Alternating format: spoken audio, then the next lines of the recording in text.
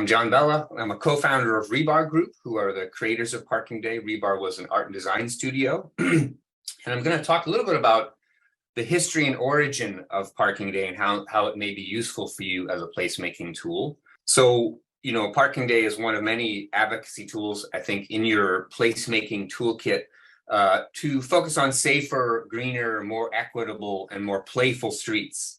But to start with, I think it's important to remind ourselves that over 100 years ago, streets served a variety of functions.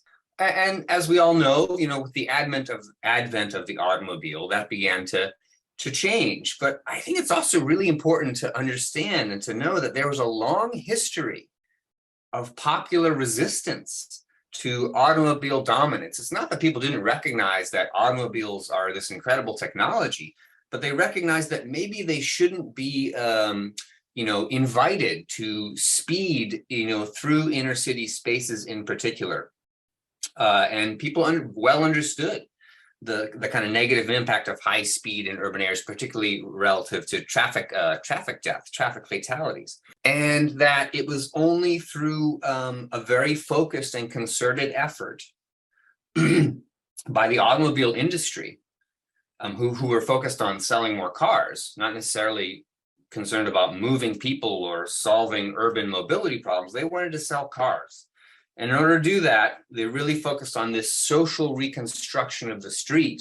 My colleagues, Matthew, Blaine, and Teresa, we started searching for these unscripted spaces. We didn't do a whole lot of community outreach before the first Parking Day.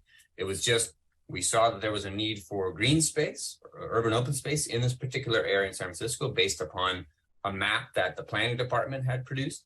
And so we just kind of took the initiative to produce a tiny green space there. In subsequent years, it's really been about the partnership building and researching and understanding, what are the needs in your particular neighborhood? Is it really about public safety? Is it about a third space or just a social space?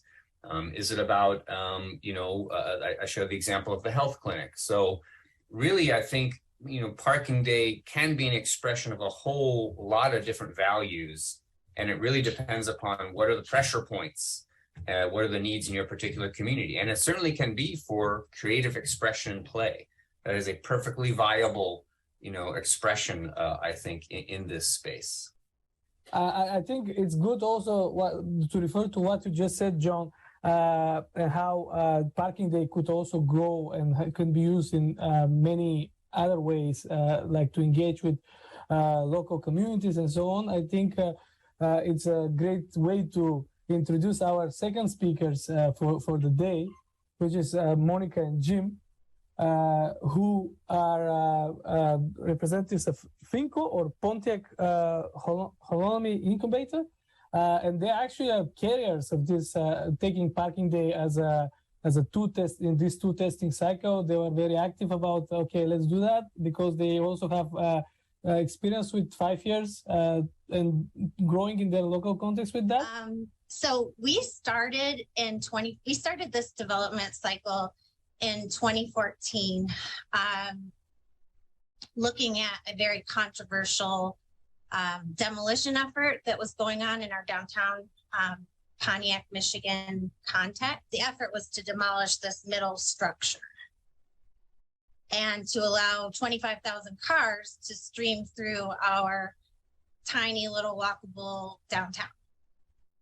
So we joined in the effort to save it and develop it, and then moved into Parking Day in 2017 for more hyper-local, small-scale urbanism in our downtown. This is great. So have you heard about Parking Day before today?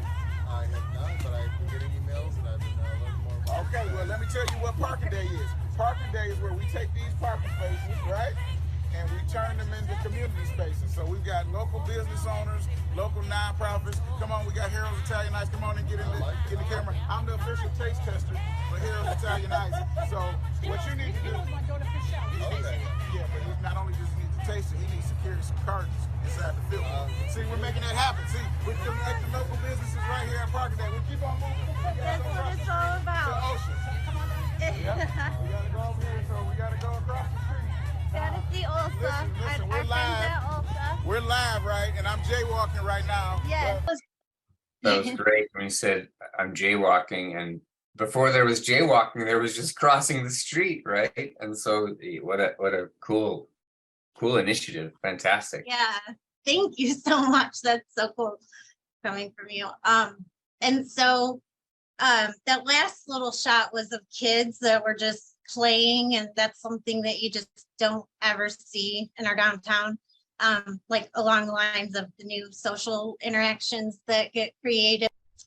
For 2020, we'd made friends with these networks with Placemaking US and others, and we were also on lockdown, but we played more with the virtual space and included those networks, and also included Kaboom, which Kaboom had awarded our effort in the park a $56,000 award, and so they were included here too. Yes. In 2021, we had a lot of politicians come out. We were back on the street. There was a built infrastructure since the pandemic pushed the restaurants out. At the Fillmore 13, they built a streetery, and you can see the video here. And we also focused on the Phoenix Center bus stop, which was a point of contention, another controversial element of our downtown. And today, just to wrap up, we're in the Michigan Central Innovation District in Detroit, where Ford is putting in $1 billion to renovate the Michigan Central train station and to redesign historical Michigan Avenue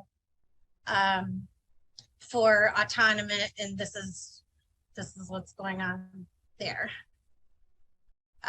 They're doing, autonomous and electric and mass transit possibilities thinking, and also received a $25 million grant recently from the feds. I thought I wanted to share in response to what Monica shared is just incredible work in the cities you're showing. And I think one thing that's on many of our minds these days is the heat wave, right, and the climate crisis, and how this is affecting all of our cities. And a lot of cities and thoughtful mayors like Mayor Anne Hidalgo in Paris are thinking about, wow, these little spaces which we once thought of as little pocket parks, maybe not that useful in our city, are turning out to be crucial in terms of mitigating heat island, in terms of creating a refuge, in terms of creating a cooling space for people who don't have access, let's say, to indoor or conditioned environments. So I think the notion that you were sharing some access to green space in places, even at a small scale, with the notion of thinking about them as refuges from the heat island effect, I think is of growing importance today. Also very nice to be here and to listen from the source. So what I have written is actually the mission of a bigger initiative that we are undertaking with 6 countries. And this year we decided to use the parking day concept and promote physical activity in cities. In their areas, total area, that it would make sense in climate change adaptation and mitigation plans. Very fruitful to teach people that these parking spots not necessarily needs to serve only for parking.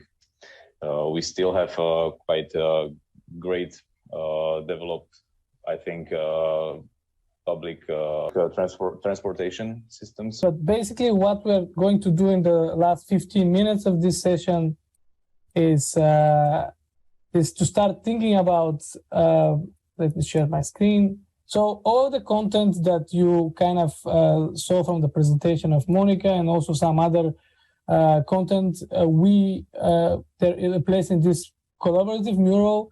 So the idea is, again, we have to thank Monica and Jim for initiating this. In this cycle, we would like to kind of have this common artifact where we can co-create the process and hopefully share materials and experiences. But yeah, okay, Helen.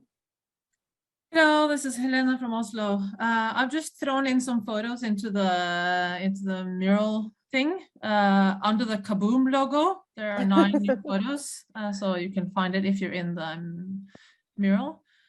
Because there's this great initiative by the city of Oslo in one of the downtown streets of Oslo. Like I ride my bike through it and I feel like I'm riding into the future. It's amazing. It's like, yes, this is what we've been talking about all along. This is what it should be like. What's been the response of small businesses? Have they been in support or concerned about giving up the vehicle access or parking or a balance? They've been heavily involved in the design phase of it. And then they've managed to connect to a couple of local spokespersons that have been very vocal about their support. So thanks to that, it's been no local businesses have said anything negative about it. And I have one question for you, Helen, because I think some people in this group have maybe the similar question is, what happens with those parking lots that have been gone? Because in a lot of cities, parking lots in downtown generate quite revenue. What is, let's say, the win-win situation for the parking company of the city? Let's say, how do they balance their sheets? Do you have any idea on that? I have no idea. But the funny part about it is that like we can't really do parking day in Oslo anymore. We would need to look hard to find an appropriate parking space actually that we can set up. Is there parking on the periphery of the downtown, structured parking, or is it people take public transit now, or how are you solving the kind of mobility and access question? From what I'm not an expert on mobility data of Oslo, but from what I hear, what's quite unique about Oslo is how much we walk. Yeah. So downtown is very walkable, and sort of not only downtown, but the inner section of the city. People happily walk 40 minutes to work, for example, because it gives them the daily exercise, 40 minutes each way. And I don't think that would happen in the US, for example. Happily walking 40 minutes to work. We'll happily drive 40 minutes. But they will happily drive 40 minutes.